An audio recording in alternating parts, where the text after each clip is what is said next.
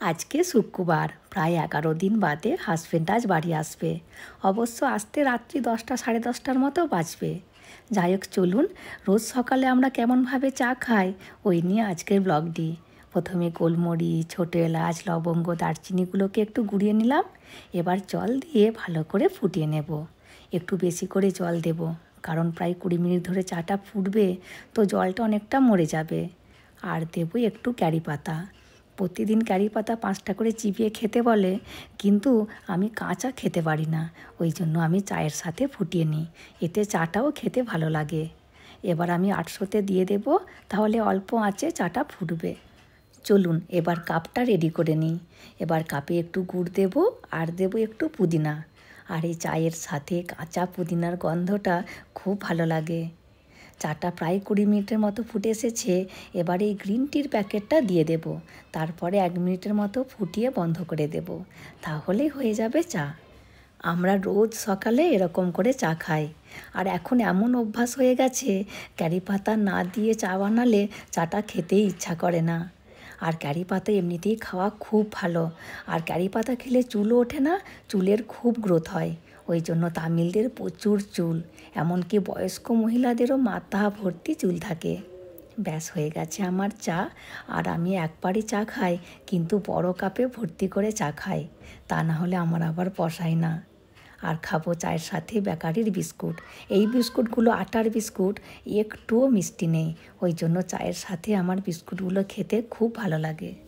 আর গত পরশু হাজব্যান্ড আমার বাপের বাড়ি গিয়েছিল, তো ওকে বলেছিলাম একটু ভিডিও করে পাঠাবে রাস্তাঘাট সবেরই, তো দেখুন ভিডিও পাঠিয়েছে।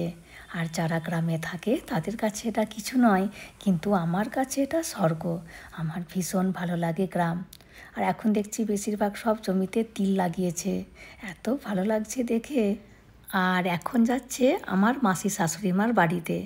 এই যে এটি হলো মাসি শাশুড়িমার বাড়ি। আর মোট 6টা বাড়ি ঘুরেছিল, তার মধ্যে সবশেষে আমাদের বাড়ি গিয়েছিল।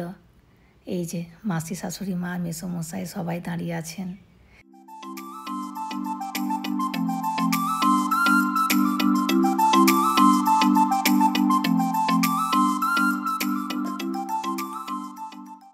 আর এটা হলো আমাদের বাড়ির রাস্তা। আমি ওকে বলেছিলাম পিচ রাস্তা থেকে আমাদের গ্রামের গোটা রাস্তাটা ভিডিও করবে, তো দেখছি করেছে। আর আমাদের এখানে হয় চড়ক মেলা, দেখুন ওই জন্য দোকানদানি বসেছে। রাত্রিতে প্রচণ্ড ভিড় হয়। কতদিন বাদে আমার গ্রামের রাস্তা দেখছি, কী যে ভালো লাগছে বলে বোঝাতেই পারবো না। এই রাস্তা দিয়ে কলেজ যেতাম, টিউশন যেতাম, সারাদিনে 3বার করে 6বার আসা যাওয়া হতো। আর এমন মনে হচ্ছে হাজব্যান্ড নয়, আমি নিজেই গাড়ির সামনে বসে ভিডিও করতে করতে যাচ্ছি, এক্ষুনি পৌঁছে যাব আমাদের ঘরে। হাজব্যান্ডকে যেমন বলেছি ঠিক তেমনই ভিডিও করেছে, পুরো গ্রামটা ভিডিও করে করে যাচ্ছে। আর সামনে আছে দেখুন, এটি হলো আমাদের শিব মন্দির। এখানে গাজন হচ্ছিল, তো ভীষণ মিস করছিলাম। আমরা গাজনে এত মজা করতাম যে কি বলবো, কত কিছু খেতাম, কিনতাম, হই হুল্লোড় করতাম, সবসময় গাজনতলাতেই থাকতাম। আর এই যে চলে এসেছি আমাদের ঘরের কাছে। এই যে এই কোণটা ঘুরলেই আমাদের ঘর। হ্যাঁ, চলে এসেছি আমাদের ঘর। আর এই যে এটি আমাদের ঘর। এই যে বাবাও আছে, আমার মাও আছে বসে। এই যে আমাদের ঘর। এই যে আমাদের ঘরের সামনে দেখুন একটি পুকুর আছে, আর প্রচুর নাকি ফুল হয়েছে। মা আমাকে ফোনে বলছিল এখন গরমকাল পড়েছে, প্রচুর ফুল হচ্ছে। এই যে দেখুন এই টগর গাছগুলোতে প্রচুর নাকি ফুল হচ্ছে। আর এই যে আমাদের মন্দির, আমাদের ঘর। কত দিন দেখিনি। বাপি মা ওয়েট করছে জামাইয়ের জন্য, আর জামাই এখানে ভিডিও করছে। আর এই জেঠুদের গাছে অনেক আম হয়েছে, ওইগুলোও ভিডিও করতে এসেছে। আর এখানে বৌদি বসে আছে, এই যে সেই বৌদি যে আমাকে হলুদ ফুলকপি দিয়েছিল। বৌদিকেও দেখে নিলাম। দেখুন কত আম হয়েছে।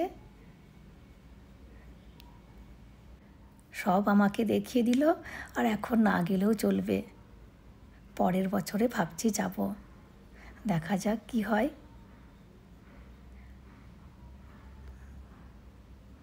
যাই হোক, চলুন ভিডিওটিও আজকের মতো আমি এখানেই শেষ করছি।